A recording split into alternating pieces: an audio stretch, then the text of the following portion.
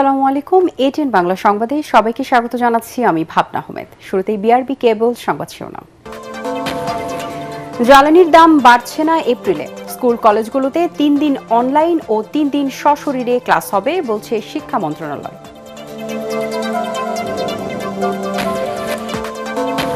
তীব্র হচ্ছে জ্বালানি সংকট, ডিপো থেকে মিলছে না পর্যাপ্ত তেল। পাম্প অনার্স অ্যাসোসিয়েশনের অভিযোগ, মজুত রোধে দেশ জুড়ে অভিযান।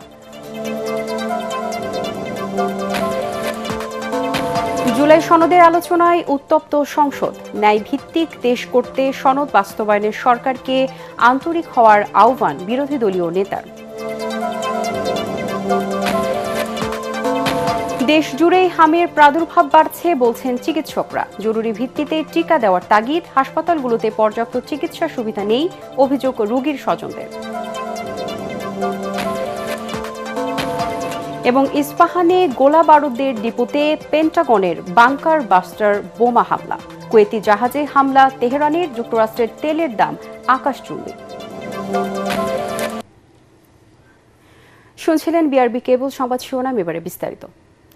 বৈশ্বিক জ্বালানি পরিস্থিতি মোকাবেলায় স্কুল কলেজগুলোতে 3 দিন অনলাইন ও 3 দিন সশরীরে ক্লাস হবে বলে জানিয়েছে শিক্ষা মন্ত্রণালয়। এর আগে সকালে সচিবালয়ে প্রধানমন্ত্রী তারেক রহমানের সাথে বৈঠকের পর এমন পরিকল্পনার কথা জানান শিক্ষামন্ত্রী আনম এহসানুল হক মিলন। এদিকে এপ্রিলে জ্বালানি তেলের দাম বাড়াবে না বলে জানিয়েছেন জ্বালানি মন্ত্রণালয়। দেশে জ্বালানি তেলের জ্বালানি তেলের কোনো সংকট নেই বলেও জানানো হয়েছে মন্ত্রণালয়ের পক্ষ থেকে। আরো জানাচ্ছেন হুমান চিস্তি। সকালে সচিবালয়ে প্রধানমন্ত্রী তারেক রহমান বৈঠক করেন শিক্ষা এবং জ্বালানি মন্ত্রী সহ সংশ্লিষ্ট কর্মকর্তাদের সাথে। পরে শিক্ষামন্ত্রী সাংবাদিকদের জানান, বৈশ্বিক জ্বালানি সংকট মোকাবেলায় স্কুল কলেজের ক্লাস অনলাইন ও সশরীরে করার পরিকল্পনা করছে শিক্ষা মন্ত্রণালয়।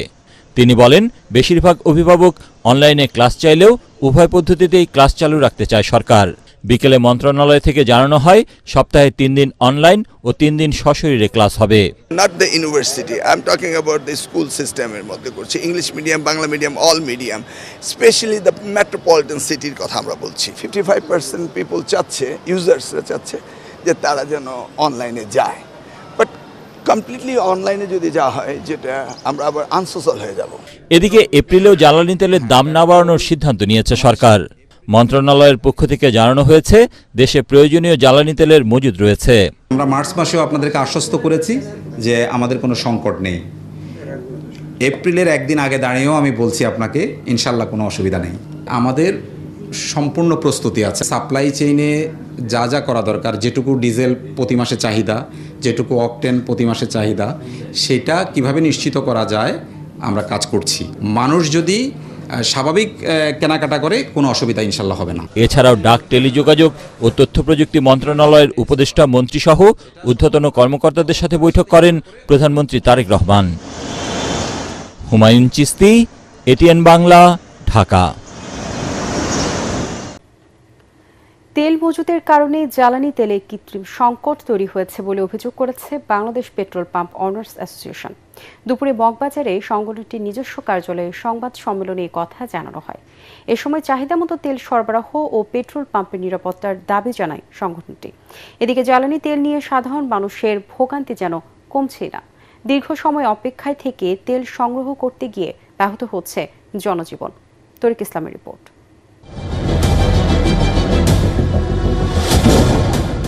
ঢাকা থেকে প্রায় 4000 কিলোমিটার দূরত্বের মধ্যপ্রাচ্যের যুদ্ধের প্রভাব বাংলাদেশে। তেল পেতে যেন নাজেহাল অবস্থা সাধারণ মানুষের। গ্রাহকদের অভিযোগ, দীর্ঘ সময় অপেক্ষায় থেকেও মিলছে না চাহিদা মতো তেল। এদিকে দিনরাত কাজ করতে গিয়ে অসুস্থ হয়ে যাচ্ছেন পেট্রোল পাম্পের কর্মীরা। আমারই তো লাগে প্রত্যেক দিন মনে করেন 1.5 লিটার তেলের উপরে। তো ওনারা যদি 4 লিটার তেল দেয়, 500 টাকার তেল দেয়, তাহলে কি কিছু হয় বলেন? কারণ আমাকে যদি রাস্তায় তেল না দিত আরেকজন সহকর্মী আমার, তাইলে আমি এই পর্যন্ত আসতে পারতাম না তেল নিতে। কোনো পাম্প বন্ধ, কোনো পাম্পে অনেক বড় সিরিয়াল, আর কোনো পাম্পে ছোট সিরিয়াল, ওই সিরিয়াল ধরে আসতেছে, কিছু করার নাই। দেশের পরিস্থিতিতে তো আমরা ডিউটি করতেছি ডাবল, আমাদের অনেক কষ্ট হইতেছে। আমাদের কষ্ট দ্বিগুণ বেড়ে গেছে। আগে ধরেন আমরা শিফটিভাবে ডিউটি করতাম, হ্যাঁ আমাদের একটু রেস্ট নিতে পারতাম, এখন রেস্ট নেওয়ার কোনো অপশন নাই। এদিকে তেলের বর্তমান অবস্থা নিয়ে সংবাদ সম্মেলন করে পেট্রোল পাম্প ওনার্স অ্যাসোসিয়েশন। দাবি জানান, পেট্রোল পাম্পের নিরাপত্তা বৃদ্ধি ও চাহিদা মতো তেল সরবরাহের। বর্তমান প্রেক্ষাপটে যে চাহিদা বাজারে তৈরি হয়েছে সেই চাহিদার তুলনায় আমরা তেল সরবরাহ পাচ্ছি না। This is very clear. কারণ এই চাহিদা তো চাহিদা না, এটা হলো একটা সম্পূর্ণ প্যানিক বাইং।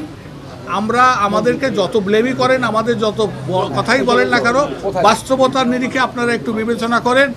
আমি আবারও বলছি, অন্যায় তো অন্যায়। যে পেট্রোল পাম্প তাদের তেল রেখে বিক্রি করছে না, আপনাদের সাথে সহযোগিতা চাই। সংগঠনটির অভিযোগ, গ্রাহকের চাহিদার বেশি তেল মজুদের কারণে এ সংকট তৈরি হয়েছে।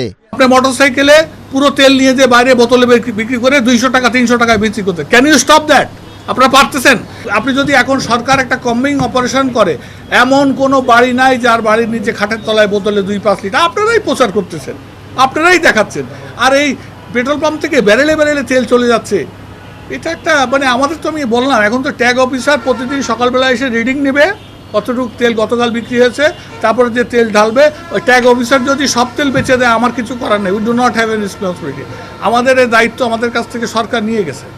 এই সময় তেল বিক্রির সময়সীমা সকাল 7টা থেকে রাত 8টা পর্যন্ত নির্ধারণ সহ 8 দফার সুপারিশ জানান পেট্রোল পাম্প ওনার্স অ্যাসোসিয়েশনের নেতারা। তরিক ইসলাম, এটিএন বাংলা, ঢাকা। যুক্তরাষ্ট্রের নিষেধাজ্ঞায় রাশিয়া থেকে জ্বালানি আমদানিতে ওয়াশিংটনের অনুমোদন প্রয়োজন বলে জানালেন পররাষ্ট্র প্রতিমন্ত্রী শামা ওবায়দ।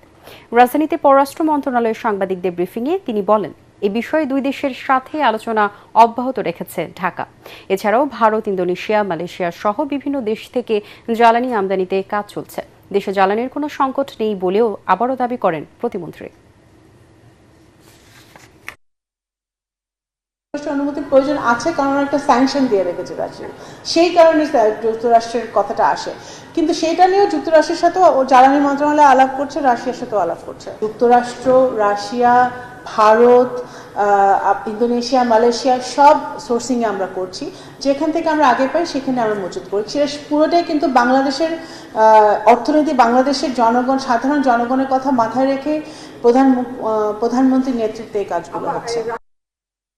দর্শক, এই মুহূর্তে রাজধানীর বিভিন্ন ফিলিং স্টেশনে খোঁজ খবর রাখছেন সহকর্মী ইমদাদুল্লাহ বাবু। যুক্ত হচ্ছি তার সাথে। বাবু, ডিপো থেকে পর্যাপ্ত তেল সরবরাহ নিয়ে এখনো কি পাম্প কর্তৃপক্ষের কোনো অভিযোগ রয়েছে কিনা?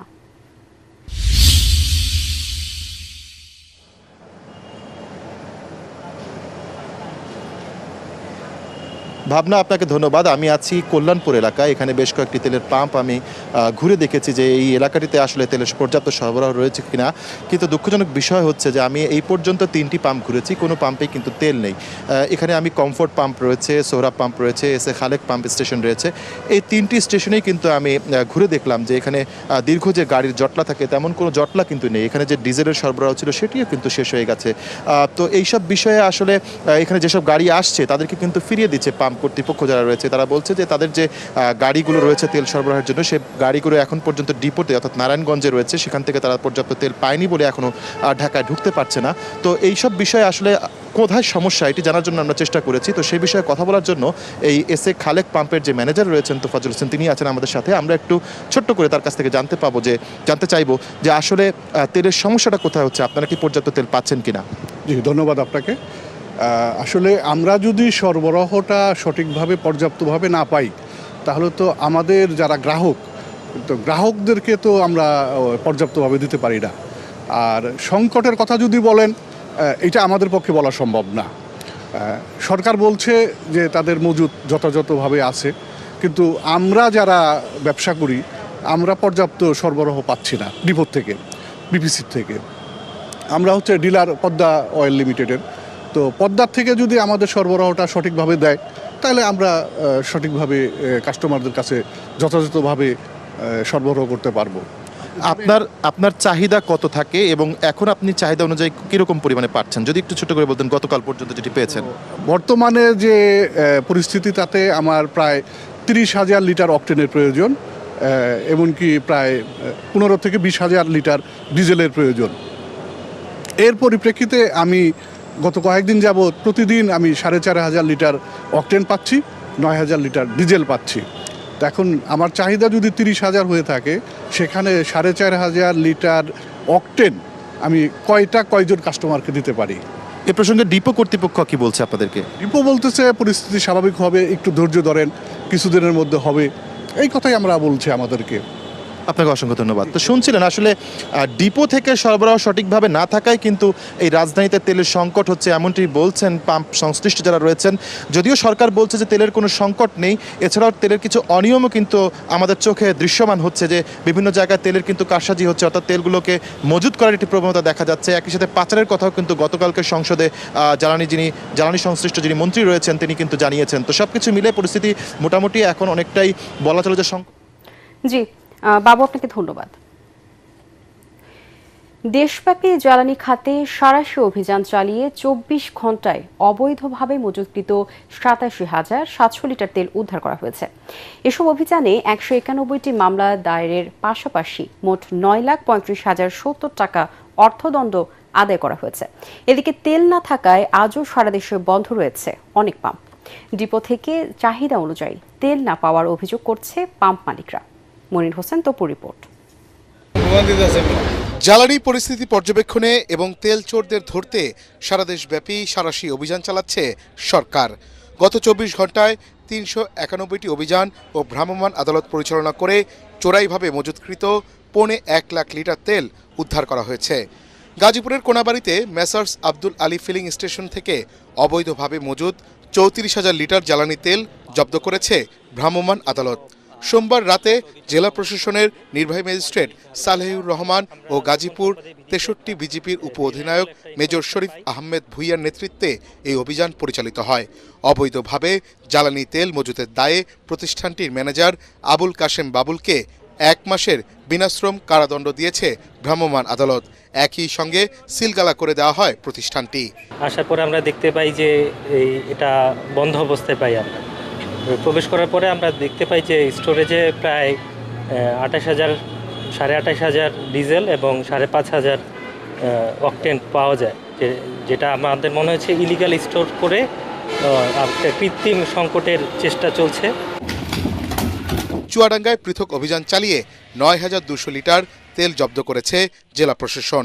একই সাথে তেল পরিমাপে কারচুপি করায় 60,000 টাকা জরিমানা করা হয়েছে। পাচারে জড়িত 4 জনকে আটক করা হয়।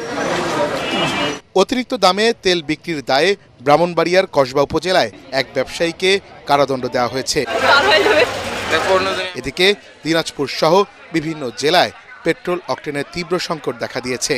দিনাজপুর উপজেলার অধিকাংশ ফিলিং স্টেশনে ডিজেল পাওয়া গেলেও পাওয়া যাচ্ছে না পেট্রোল ও অকটেন। ঘন্টার পর ঘন্টা লাইনে দাঁড়িয়েও তেল না পেয়ে ক্ষোভ জানিয়েছেন চালকরা। 9,000 লিটার আমাদের মানে ধারণ ক্ষমতা, সেখানে তেল পাচ্ছি আমরা 3,000 litre. 3,000 litre octane, 3,000 litre petrol, 3,000 litre diesel. যে মোটরসাইকেল যেভাবে লাইন করে দীর্ঘ অপেক্ষায় আছে, সে সকাল থেকে অপেক্ষা করতেছে। এই সামান্য 3,000 লিটার যে কতটুকু দিতে পারবে তার মধ্যে শেষ হয়ে যাবে, তারপর তারা অনেক কষ্ট করে অপেক্ষা করে তাদের চলে যেতে হচ্ছে। এই অবস্থা দাঁড়াইছে এখন সব জায়গারই অবস্থা এই অবস্থায় দাঁড়াচ্ছে। তেল যদি পর্যাপ্ত বাংলাদেশে থাকে তাহলে এইভাবে তেল দিচ্ছে কেন, সেটাই হচ্ছে কথা। এদিকে খাগড়াছড়িতে দীর্ঘদিনের তেল সংকট এখন চরম ভোগান্তির কারণ হয়ে দাঁড়িয়েছে। পটুয়াখালীতেও প্রকট হচ্ছে তেল সংকট। চাহিদা অনুযায়ী ডিজেল না পাওয়ায় গত 1 সপ্তাহে গভীর সমুদ্রে মাছ শিকারে যেতে পারেনি অনেক জেলে। মনির হোসেন তপু, এটিএন বাংলা।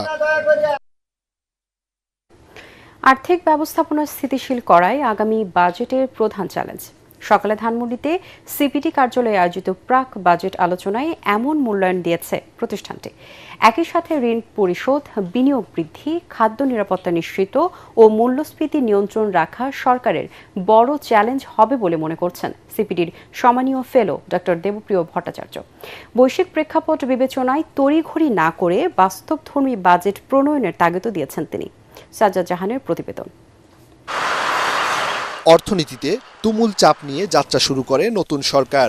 মধ্যপ্রাচ্য যুদ্ধ সেই হিসেব আরও জটিল করেছে।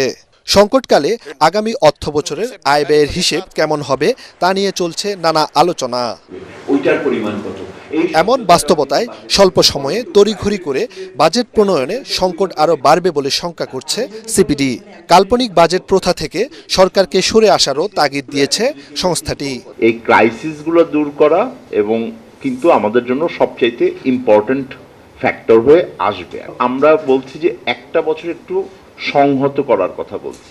দেশের সামষ্টিক অর্থনৈতিক অস্থিরতা ও ক্রমবর্ধমান মূল্যস্ফীতির মধ্যেই পর্যবেক্ষণ তুলে ধরে স্বল্প ও দীর্ঘমেয়াদী রোডম্যাপ তৈরির পরামর্শ অধ্যাপক দেবপ্রিয়র। সংশোধিত বাজেট যদি আগের মতোই হয় এবং কল্পিত সংখ্যা দিয়ে বাস্তবায়ন হয়, ওটার উপরে যদি আবার আপনি নতুন বাজেট তৈরি করেন, তাহলে তো ভিতরের যেই পানি ছিল সে তো ওই ওয়াটার ইন দ্য এস্টিমেটস থেকে যাবে।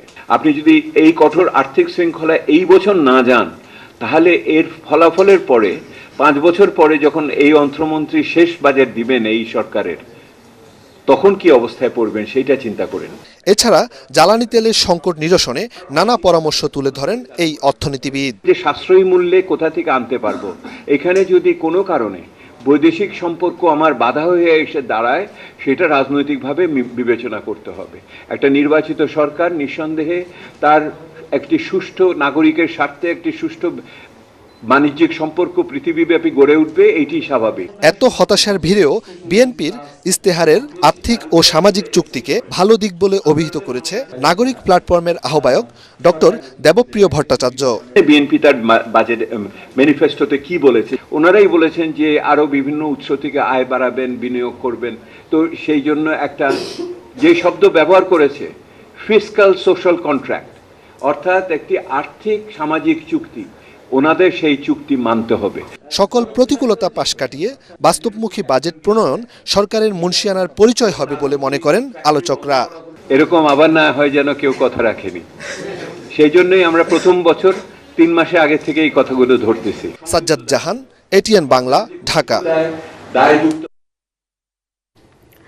দেশ পরিচালনার জন্য যে রাজস্ব দরকার, এনবিআর তার ধারের কাছেও নেই বলে মন্তব্য করেছেন জাতীয় রাজস্ব বোর্ডের চেয়ারম্যান আব্দুর রহমান খান। আসছে বাজেটে কর হার বৃদ্ধি না করে আওতা বাড়িয়ে রাজস্ব আদায়ের চেষ্টা করবে এনবিআর। পাশাপাশি আগামী অর্থবছরে সারা বছর জুড়ে আয়কর রিটার্ন দেওয়ার সুযোগ দেওয়া হবে। রাজধানীতে 2026-27 অর্থবছরের প্রাক বাজেট আলোচনায় এসব কথা জানিয়েছেন এনবিআর চেয়ারম্যান। বিস্তারিত তৌহিদুর রহমান তুহির রিপোর্টার। দেশ পরিচালনার জন্য যে রাজস্ব দরকার তার ধারে কাছেও নেই এনবিআর। 2026-27 অর্থবছরের প্রাক বাজেট আলোচনায় এমন মন্তব্য করেন জাতীয় রাজস্ব বোর্ডের চেয়ারম্যান আব্দুর রহমান খান। বলেন, কর জিডিপির অনুপাত অনেক কম হওয়ার অন্যতম কারণ কর ছাড় সংস্কৃতি, যেখান থেকে বেরিয়ে আসার কাজ চলছে। কিছু নতুন ট্যাক্স ইম্পোজ করার পর আমরা চিন্তা ভাবনা করছি, বিশেষ করে আমাদের যে ক্যানন অফ ট্যাক্সেশন অনুযায়ী যেটা বলা হয়, যার বেশি অ্যাবিলিটি আছে ট্যাক্স দেওয়ার, তার থেকে বেশি ট্যাক্স নিতে হবে। যাদের হাতে অনেক বেশি ইনকাম তাদের থেকে এনফ ট্যাক্স নিয়ে এটা আলটিমেটলি আমাদের দরিদ্র জনগোষ্ঠীর মধ্যে বিভিন্ন কাজের মাধ্যমে ছড়িয়ে দেওয়া। আগামী অর্থবছরে সারা বছর জুড়ে আয়কর রিটার্ন দেওয়ার সুযোগ দেওয়ার চিন্তা করছে এনবিআর। আগে রিটার্ন দাখিল করলে মিলবে প্রণোদনাও। আসছে বাজেটে কর হার না বাড়িয়ে করের আওতা বাড়িয়ে রাজস্ব আদায়ের চেষ্টা করবে এনবিআর। একই সাথে কর ফাঁকিবাজদের চিহ্নিত করতে কাজ করছে এনবিআর এর গোয়েন্দারা। যারা বড় বড় ট্যাক্স ফাঁকিবাজ তাদেরকে আমরা চিহ্নিত করছি, তাদের তদন্তগুলো শেষ করে আমরা অ্যাসেসমেন্টগুলো কমপ্লিট করে সেখান থেকে আদায় করছি। সেখান থেকে মোটামুটি ভালো আদায় হচ্ছে। আজকে যে আইন সংখ্যা হচ্ছে 1,28 লাখ। এই গ্রোথটা কিন্তু হয়েছে শুধুমাত্র আমার এই আইনি প্রভিশনগুলো থাকার কারণে। পরে এনবিআর চেয়ারম্যানের কাছে 4 দাবি তুলে ধরেন সংবাদপত্র মালিকদের সংগঠন নওয়াবের সভাপতি মতিউর রহমান চৌধুরী। বিজ্ঞাপনের আয় সহ অন্যান্য আয়ের উপর 15% ভ্যাট প্রযোজ্য হওয়ায় শিল্পটি কার্যত দ্বিমুখী আর্থিক বোঝা বহন করছে। কর্পোরেট কর হ্রাস করে 10% করার জোর দাবি জানাচ্ছে। তৌহিদুর রহমান তুহি, এটিএন বাংলা, ঢাকা। জুলাই সনদ নিয়ে আলোচনায় সরকার ও বিরোধী দলের সদস্যদের বক্তব্যে উত্তপ্ত হয়ে উঠছে সংসদ। ন্যায়ভিত্তিক দেশ করতে জুলাই সনদ বাস্তবায়নে সরকারকে আন্তরিক হওয়ার আহ্বান জানিয়েছেন বিরোধী দলীয় নেতা ডক্টর শফিকুর রহমান। গণভোটকে অবৈধ বলে সরকার সংসদকেই কলঙ্কিত করছে বলে অভিযোগ বিরোধীদের। অন্যদিকে সরকার দলীয় সদস্যদের দাবি, জুলাই সনদ নিয়ে নয়, এর বাস্তবায়ন প্রক্রিয়া নিয়ে প্রশ্ন তৈরি হয়েছে। আলোচনার মাধ্যমে তার সমাধানেরও আশ্বাস দেন তারা। বিস্তারিত জানাচ্ছেন একরামুল হক সায়েম। প্রস্তাবটা এজন্য উত্থিত হয়েছে যে এটা 30 কার্য দিবসের মধ্যে যেখানে করার কথা ছিল সেখানে আমরা খাল খননে গুরুত্ব দিলাম, ফ্যামিলি কার্ডে গুরুত্ব দিলাম, কৃষি কার্ডে গুরুত্ব দিলাম, আমরা আরো অনেক কাজে গুরুত্ব দিলাম, অথচ যেটার জন্য আজকে নির্বাচন করে আমরা এখানে নিজেরা কথা বলার সুযোগ পেলাম সেই সংস্কার আমরা নজর দিতে পারলাম না। কেন মাননীয় স্পিকার? এতগুলি আদেশ, এর মধ্যে থেকে মাত্র মাননীয় স্পিকার 4টা নিয়ে আপনি গণভোট করলেন, মানে বাকি আদেশের তো দাম নাই, এটা আপনি বলে দিলেন। ইউ অনলি নিড কনসেন্ট, মাত্র এই 4টে আপনি জনগণের রায় ছিলেন। আর আপনার যে বাকি প্রভিশনগুলি আছে সেগুলি রায় কোথায়, সেগুলি আপনি চান নাই। তার মানে you yourself undermine the provision of the আদেশ অফ দ্য অর্ডার। বিরোধী দলীয় নেতা ডাক্তার শফিকুর রহমানের প্রস্তাবে বিকেলে সংসদ অধিবেশনে জুলাই জাতীয় সনদ বাস্তবায়ন আদেশ নিয়ে নির্ধারিত আলোচনায় পাল্টাপাল্টি যুক্তি তুলে ধরেন সরকার ও বিরোধী দলের সংসদ সদস্যরা। তারা বলেন, গণভোটকে অবৈধ বলার কোনো সুযোগ নেই।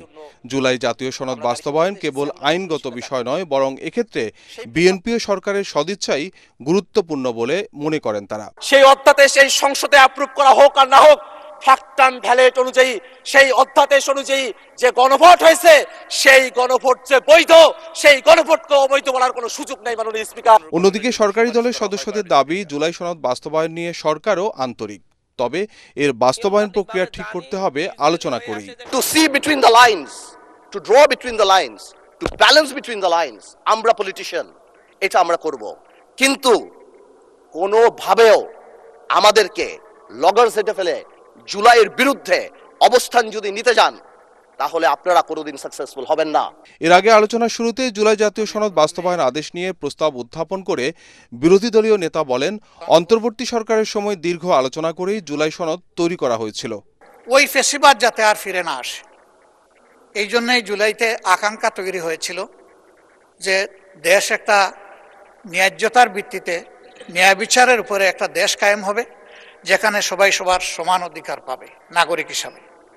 তার প্রেক্ষিতে দীর্ঘ আলাপ আলোচনার পর প্রধান প্রধান রাজনৈতিক দল, নিবন্ধিত রাজনৈতিক দল সমন্বয়ে দীর্ঘ আলোচনার পর মাসের পর মাস ইন্টারিম গভর্নমেন্ট যে জাতীয় ঐক্যমত্য কমিশন গঠন করে দিয়েছিল, তারা সংস্কারের কিছু প্রস্তাব চূড়ান্ত করেছেন এবং এরই আলোকে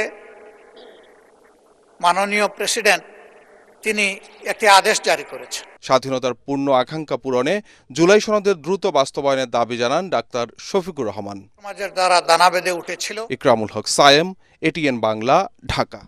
এটা পরিণতি লাভ করে। এবছর হামে আক্রান্ত হয়ে অর্ধ শতাধিক শিশুর মৃত্যু হয়েছে। টিকা কার্যক্রম ব্যাহত হওয়ায় দেশে হঠাৎ হামের প্রাদুর্ভাব বেড়েছে বলে জানিয়েছেন চিকিৎসকরা। সে কারণে এপ্রিল থেকে 6 মাস বয়সী শিশুদের টিকা কার্যক্রমের আওতায় আনার পরিকল্পনা নিয়েছে সরকার। প্রাদুর্ভাব মোকাবেলায় প্রস্তুতি নেওয়া হচ্ছে বলে জানিয়েছেন স্বাস্থ্যমন্ত্রী। এদিকে হাসপাতালগুলোতে পেডিয়াট্রিক আইসিইউ সংকট থাকায় চিকিৎসা সেবা ব্যাহত হচ্ছে বলে অভিযোগ ভুক্তভোগীদের। সাজ্জাদ জাহানের আরেকটি রিপোর্ট। আকস্মিকভাবে দেশ জুড়ে বেড়েছে হামে আক্রান্ত শিশুর সংখ্যা। চলতি মৌসুমে হামে আক্রান্ত হয়ে 38 শিশুর মৃত্যু হয়েছে। শুধু এ মাসেই প্রাণ হারিয়েছে 32 জন। স্বাস্থ্য অধিদপ্তরের তথ্য মতে আক্রান্তের সংখ্যা 764 জন। রাজধানীর হাসপাতালগুলোতে বেড়েছে হামের রোগী। দেশের বিভিন্ন জায়গা থেকে আসছেন রোগীরা। চিকিৎসকরা বলছেন, শিশুদের 9 থেকে 15 মাসের মধ্যে হামের টিকার নিয়মিত কার্যক্রম ব্যাহত হওয়ার কারণেই বাড়ছে প্রাদুর্ভাব। 49 হামের রোগী আমাদের টোটাল পেশেন্ট আছে, তার মধ্যে আগের পেশেন্ট ছিল 42 জন। এতগুলি রোগী একসাথে আসা শুরু করলো, তখন আমরা কিছুটা আতঙ্কিত হয়ে গেলাম। এবং হামের সাথে সবচেয়ে প্রবলেম হলো হাম সংক্রান্ত জটিলতায় বাচ্চারা মারা যায় বেশি। আমাদের সরকারের উচিত এই হাসপাতালের প্রতি নজর দেয়া, এই হাসপাতালকে আরো বেশি সমৃদ্ধ করা, এই হাসপাতালের ফান্ডিং আরো বাড়ানো। তবে উদ্বেগের বিষয় হলো আক্রান্ত অধিকাংশ শিশুর বয়স 9 মাসের কম। এতে দুশ্চিন্তা বাড়ছে অভিভাবকদের। আবার কারো কারো টিকা নেয়ার পরও হচ্ছে হাম। সেই সাথে শিশু আইসিইউর সংকটে মৃত্যুর সংখ্যা বাড়ছে। হামের জন্য পরে অক্সিজেন ঢুকেছে, পরে বলতেছে পিআইসিউ লাগবে, বাট পিআইসিউ আমরা পাইতেছি না কোনো জায়গার মধ্যে। যাও পাইছি কোনো জায়গায়, পাওয়ার পরে বলতেছে যে এই হামের জন্য তারা এটা নিবে না। কাশ, ঠান্ডা, জ্বর একই অবস্থায় চলতে আছে। ওরা অক্সিজেন দিয়েই রাখছে, তারা কোনো গুরুত্ব দেয় না। বাবু খালি কান্নাকাটি করে। আমি বলতেছি, তারা বলতেছে ডাক্তার আসুক তারপরে কথা বলবে। এদিকে হামের প্রাদুর্ভাব ঠেকাতে নানা উদ্যোগ নিচ্ছে স্বাস্থ্য মন্ত্রণালয়। দীর্ঘ সময় হামের টিকার ক্যাম্পেইন না করা ও টিকা সংকটের কারণে রোগের বিস্তার ঘটছে বলে দাবি স্বাস্থ্যমন্ত্রীর। রাজশাহীতে কালকে আমরা 5টা ভেন্টিলেটর আমরা নিউনেটাল ওখানে পাঠিয়েছি। ইনশাআল্লাহ we are facing the acute attack of measles. মিজেলসটা হঠাৎ কেন বেড়ে গেল, আপনারা ভালো করে শুনুন, মিজেলসের এগেইনস্টে গত 1 দশকের বেশি সময় ধরে ক্যাম্পিং হয়। তবে সচেতনতার অভাব ও পুষ্টিহীনতার কারণে আক্রান্তের হার বাড়ছে বলে মনে করছেন চিকিৎসকরা। 9 মাসের আগে কিন্তু যাদের বাচ্চাদের হাম হয়েছে, 9 মাসের আগে যখন হাম দেওয়ার বয়স কিন্তু 9 মাস, আর সাধারণ যেটা হলো সবকিছু মিলে কিন্তু সচেতনতার বিকল্প কিছু নেই এবং ভ্যাকসিনটা ঠিকমতো অনেকে দেয়নি। প্রত্যন্ত অঞ্চলে বলে যে অনেক কাছে ভ্যাকসিন ঠিকমতো দেয়নি। হাম হলে তাকে অবশ্যই আইসোলেশনে রাখা, চিকিৎসকের পরামর্শ নেওয়া, এটা কিন্তু সবার আগে দরকার। সাজ্জাদ জাহান, এটিএন বাংলা, ঢাকা। ইরানের ইস্পাহানে গোলা বারুদের ডিপোতে বাংকার বাস্টার বোমা হামলা চালিয়েছে যুক্তরাষ্ট্র। প্রায় 2000 পাউন্ড ওজনের এই বোমা ভূগর্ভস্থ স্থাপনা ধসে সক্ষম। এছাড়া মধ্যপ্রাচ্যে 2500 মেরিন সেনার সাথে যুদ্ধ হচ্ছে মার্কিন বাহিনীর কয়েক হাজার প্যারারুপার। এদিকে দুবাইয়ে নোঙর করা কুয়েতে একটি তেলের জাহাজে ইরানি হামলার শিকার হয়েছে। এতে করে 4 বছরের মাঝে আমেরিকায় জ্বালানি তেলের দাম সর্বোচ্চ পর্যায়ে পৌঁছেছে। ওদিকে ইরানের পররাষ্ট্র মন্ত্রণালয় সাফ জানিয়ে দিয়েছে যুক্তরাষ্ট্রের সঙ্গে কোনো আলোচনাই হয়নি। আশিকুর রহমান জানাচ্ছেন বিস্তারিত। হামলা পাল্টা হামলার মধ্য দিয়ে যুক্তরাষ্ট্র, ইসরায়েল ও ইরানের মধ্যে চলমান সংঘাতের 1 মাস পেরিয়েছে। ইরানের গুরুত্বপূর্ণ স্থাপনায় হামলার পর এবার দেশটির ইস্পাহানে গোলাবারুদের ডিপোতে বাংকার বাস্টার বোমা হামলা চালিয়েছে যুক্তরাষ্ট্র। ওয়াল স্ট্রিট জার্নাল জানায়, প্রায় 2000 পাউন্ড ওজনের ভূগর্ভস্থ স্থাপনা ধ্বংসে সক্ষম বোমা ব্যবহার করা হয়েছে এই অভিযানে। এতে ব্যাপক পরিমাণে পেনিট্রেটর মিউনিশন ব্যবহার করা হয়েছে, যা মাটির গভীরে থাকা সামরিক স্থাপনা ধ্বংসের জন্য বিশেষভাবে তৈরি। এদিকে যুক্তরাষ্ট্রের 82তম এয়ারবর্ন ডিভিশনের কয়েক হাজার প্যারাট্রুপার মধ্যপ্রাচ্যে আসতে শুরু করেছে।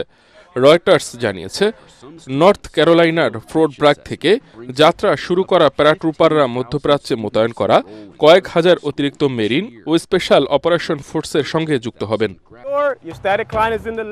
ওদিকে সংযুক্ত আরব আমিরাতের দুবাই বন্দরে নোঙর করা অবস্থায় কুয়েতি তেলের ট্যাঙ্কার আল সালমি ইরানের হামলার শিকার হয়েছে। এক বিবৃতিতে একে ইরানের সরাসরি ও অপরাধমূলক হামলা বলে উল্লেখ করেছে কুয়েত পেট্রোলিয়াম কর্পোরেশন কেপিসি। এছাড়া দুবাই বন্দরের বহির্নোঙর জ্বালানি তেল বোঝাই একটি বিশাল জাহাজে বোমা হামলা চালিয়েছে তেহরান। যুদ্ধ শুরুর পর যুক্তরাষ্ট্রের সঙ্গে কোনো আলোচনা হয়নি বলে সাফ জানিয়ে দিয়েছে ইরান। দেশটির পররাষ্ট্র মন্ত্রণালয়ের মুখপাত্র ইসমাইল বাঘাই বলেছেন, যুক্তরাষ্ট্রের বিরুদ্ধে যুদ্ধ শুরু হওয়ার পর থেকে ইরান দেশটির সঙ্গে কোনো আলোচনায় বসেনি। যুদ্ধবিরতি নিয়ে ইরান আগের অবস্থানে অটল রয়েছে বলেও জানান ইসমাইল বাঘাই। আশিকুর রহমান, এটিএন বাংলা। 4 দিনের সফর শেষে নিজ জেলা পাবনা থেকে ঢাকায় ফিরেছেন রাষ্ট্রপতি মোহাম্মদ শাহাবুদ্দিন। সকাল 11টার দিকে হেলিকপ্টারে পাবনা থেকে ঢাকার উদ্দেশ্যে রওনা হন তিনি। এর আগে পাবনা সার্কিট হাউসে রাষ্ট্রপতিকে গার্ড অফ অনার দেওয়া হয়। 16 মাস পর গত 28শে মার্চ পাবনায় যান রাষ্ট্রপতি মোহাম্মদ শাহাবুদ্দিন। ক্ষুদ্র নৃগোষ্ঠীদের জীবনমান উন্নয়নে প্রশিক্ষণ ও স্বল্প সুদে ঋণ দিতে সরকার উদ্যোগ নেবে বলে আশ্বাস দিলেন স্থানীয় সরকার মন্ত্রী মির্জা ফখরুল ইসলাম আলমকে। বিকেলে রাজধানীর গুলশানে বিএনপি চেয়ারম্যানের কার্যালয়ে এক মতবিনিময় সভায় তিনি এই কথা বলেন।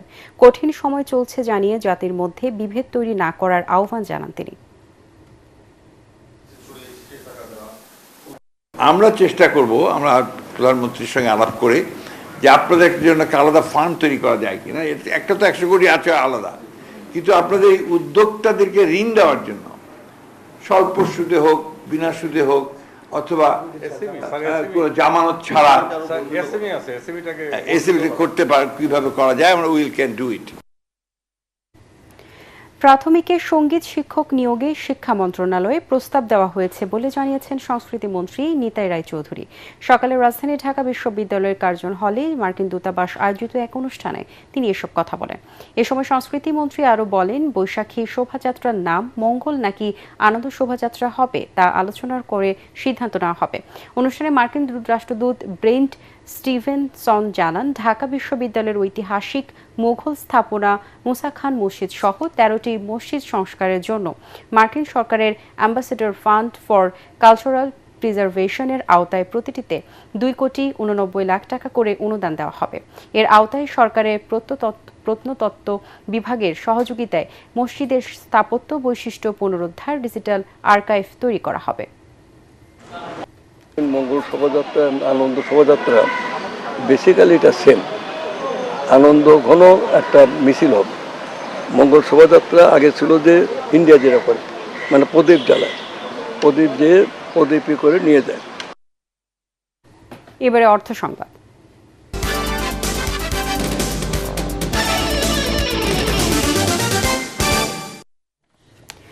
মধ্যপ্রাচ্যের যুদ্ধ পরিস্থিতিতে বৈশ্বিক জ্বালানি সংকটের প্রভাব পড়েছে বাংলাদেশেও। আমদানি নির্ভরতায় বাড়ছে ভোগান্তি। এমন প্রেক্ষাপটে জ্বালানি খাতে সুশাসন প্রতিষ্ঠার দাবি উঠেছে কনজিউমার্স অ্যাসোসিয়েশন অব বাংলাদেশের পক্ষ থেকে। বিস্তারিত তৌহিদুর রহমান নিশানের রিপোর্টে। সাম্প্রতিক বৈশ্বিক পরিস্থিতির প্রভাবে দেশের জ্বালানি খাত নিয়ে উদ্বেগ বাড়ছে। এ প্রেক্ষাপটে রাজধানীর তোপখানা রোডের সিরডাপ মিলনায়তনে গোলটেবিল বৈঠকের আয়োজন করে consumers association of Bangladesh cab, যেখানে বক্তারা বলেন গত ৩ দশকে দেশের জ্বালানি খাত একটি গভীর কাঠামোগত সংকটে পড়েছে। ৮০ দশকে বিশ্বব্যাংক স্টাডি করে সেই সময় বাংলাদেশকে বলেছিল যে বাংলাদেশের যে গ্যাস সম্পদ আছে, এত গ্যাস বাংলাদেশের দরকার নাই। গ্যাস সম্পদের সর্বোচ্চ সবচেয়ে ভালো ব্যবহার হচ্ছে গ্যাস রপ্তানি করা। এটা ৮২-৮৩ সালের কথা, এবং সেইটা বাস্তবায়ন করার প্রক্রিয়াটা শুরু হইলো ৮০ দশকে এরশাদ আমলে। তারপরে দেখা গেল পরের সরকার যারা আসছে একের পর এক বিদেশি কোম্পানির সাথে চুক্তি হইতে থাকলো, কারণ বিশ্বব্যাংক বলেছে যে গ্যাস সম্পদের সর্বোচ্চ ব্যবহারের দুইটা পথ, একটা হলো বিদেশি কোম্পানিকে নিয়ে আসা, আর একটা হলো বিদেশে রপ্তানি করা। তারা বলেন আমদানি নির্ভর জ্বালানি নীতির কারণে ব্যয় বেড়েছে, একই সঙ্গে তৈরি হয়েছে দীর্ঘমেয়াদী ঝুঁকি। এটা মুনাফার খাত হয়ে গেছে, এটা সেটা না করে এটা যদি আমরা একটা সেবা খাত করতে পারি এবং যেখানে নাকি দরকার সেখানে জ্বালানি সরবরাহ নিশ্চিত করতে হবে। আলোচকদের মতে দেশের জ্বালানি খাত এখন কঠিন চ্যালেঞ্জের মুখে। কার্যকর সংস্কার আর সুশাসন নিশ্চিত করতে পারলে টেকসই সমাধানের পথ তৈরি হতে পারে। জ্বালানি খাতে এ পর্যন্ত যে অনিয়ম, অব্যবস্থাপনা, চুরি, দুর্নীতি যা হয়েছে, একটা নৈর্ব্যক্তিকভাবে বা একটা পেশাদারি দক্ষতা নিয়ে একটা শ্বেতপত্র সরকার যাতে প্রকাশ করেন। এছাড়া জ্বালানি খাতে সুশাসন প্রতিষ্ঠা এবং চলমান সংকট উত্তরণে ১৩ দফা দাবি তুলে ধরা হয় বৈঠক থেকে। টেন্ডার প্রক্রিয়া এড়িয়ে তৌহিদুর রহমান নিশান, এটিএন বাংলা, ঢাকা। মাদক, সন্ত্রাস ও দেশ রক্ষায় ক্রীড়ার গুরুত্বপূর্ণ ভূমিকা রাখতে চায় বাংলাদেশ পুলিশ। রাজধানী পল্টন ময়দানে স্বাধীনতা দিবস বিচ কাবাডি প্রীতি ম্যাচে এসব কথা বলেন আইজিপি মোহাম্মদ আলী হোসেন ফকির। এ সময় তিনি আরও বলেন, খেলাধুলার মাধ্যমে সমাজে শান্তি প্রতিষ্ঠা করা সম্ভব। প্রীতি ম্যাচে নারী ও পুরুষ উভয় গ্রুপে সবুজ দলকে হারিয়ে বিজয়ী হয়েছে লাল দল। পরে বিজয়ীদের হাতে পুরস্কার তুলে দেন কাবাডি ফেডারেশনের সভাপতি ও আইজিপি। এইরকম বন্ডেড এবং স্ট্রং যে ইউনিটি, এটা কিন্তু আর কোথাও নাই। এটা খেলাধুলার মাধ্যমে সম্ভব। মাদক, ছিনতাই, সকল রকম সন্ত্রাস থেকে মুক্ত করার জন্য আমরা একযোগে সবাই মিলে কাজ করব এবং আমরা পুলিশ আপনাদেরকে সার্বিক সহযোগিতা দিব। এবারে খেলার খবর।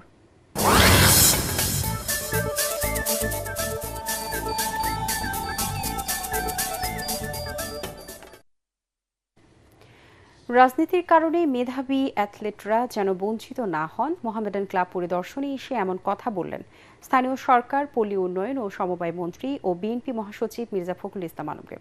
ঐতিহ্যবাহী ক্লাবটির নবযাত্রায় কর্মকর্তারা আশা প্রকাশ করেন সবার চেষ্টায় মোহামেডান তার হারানো গৌরব ফিরে পাবে। পরাগ আরমানের রিপোর্ট। ক্যাসিনো কাণ্ড এবং আর্থিক অনটন থেকে শুরু করে নানা ধরনের সমস্যায় জর্জরিত দেশের ঐতিহ্যবাহী ক্লাব মোহামেডান স্পোর্টিং। পরিচালনা পর্ষদের নবনির্বাচিত সদস্যদের সঙ্গে শুভেচ্ছা বিনিময়ের জন্য ক্লাবে উপস্থিত হন বিএনপির মহাসচিব ও স্থানীয় সরকার, পল্লী উন্নয়ন ও সমবায় মন্ত্রী মির্জা ফখরুল ইসলাম আলমগীর। এ সময় তিনি বলেন, রাজনীতির কারণে যেন মেধাবীরা বঞ্চিত না হয়, সেদিকে সবাইকে লক্ষ্য রাখতে হবে। রাজনীতির কারণে কোনো মেধাবী ক্রীড়াবিদ বাদ পড়বে দল থেকে বা জাতীয় দল থেকে, এটা সবচেয়ে কষ্টের কারণ হয়ে দাঁড়ায়। এইগুলো থেকে আমাদেরকে বেরিয়ে আসতে হবে। যারা খেলোয়াড় তারা যেন পেশাজীবী হয়ে ওঠে খেলাকে নিয়ে। প্রধানমন্ত্রী তারেক রহমানের উপদেষ্টা রুহুল কবির রিজভী জানান, অ্যাথলেটদের রাজনীতির সঙ্গে জড়িত হওয়ার প্রয়োজন নেই, যারা পারদর্শী তারা যেন সমান সুযোগ পায়। তার রাজনৈতিক রং কি এই দিয়ে যেন কোনো খেলোয়াড়কে বিবেচনা করা না হয়। যারা ভালো খেলতে পারে, যারা দক্ষ, খেলাতেই যারা মেধাবী, তারা যেন সমান সুযোগ পায়।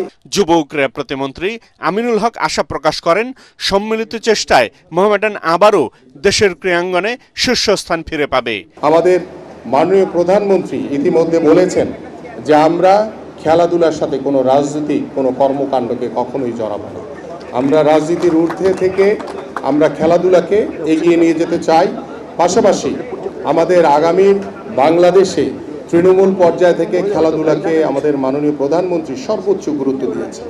মোহামেডানের সাফল্যের কথা তুলে ধরে ফুটবল দলের সাবেক ম্যানেজার আমিরুল ইসলাম বাবু বলেন, নতুন কমিটির নেতৃত্বে আবারও ক্রীড়াঙ্গনে শ্রেষ্ঠত্বের পথে এগিয়ে যাবে ক্লাবটি। যারা যে পাওনা আছে তাদেরকেও পেইড করা হবে এবং পরবর্তীতে আমরা যাতে আরও বেটার পজিশনের বিদেশি খেলোয়াড় এনে একটা চ্যাম্পিয়ন দল গঠন করতে পারি, সেই দিকে আমরা সজাগ দৃষ্টি রাখব। এ সময় ক্লাবের বিভিন্ন পর্যায়ের কর্মকর্তারা আশা প্রকাশ করেন, এখান থেকে শুরু মোহামেডানের নবযাত্রার। মোহামেডান ক্লাবের প্রাণ জনাব মনিরুল হক চৌধুরী। পরাগ আরমান, এটিএন বাংলা, ঢাকা। শেষ করার আগে বিআরবি কেবল সংবাদ শিরোনামগুলো জানিয়ে দিব আরো একবার। জ্বালানির দাম বাড়ছে না, এপ্রিলে স্কুল কলেজগুলোতে 3 দিন অনলাইন ও 3 দিন সশরীরে ক্লাস হবে বলছে শিক্ষা মন্ত্রণালয়।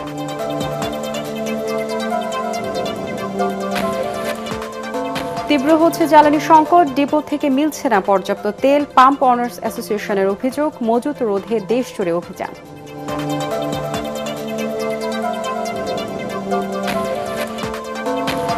জুলাই সনদের আলোচনায় উত্তপ্ত সংসদ, ন্যায় ভিত্তিক দেশ করতে সনদ বাস্তবায়নে সরকারকে আন্তরিক হওয়ার আহ্বান বিরোধী দলীয় নেতার।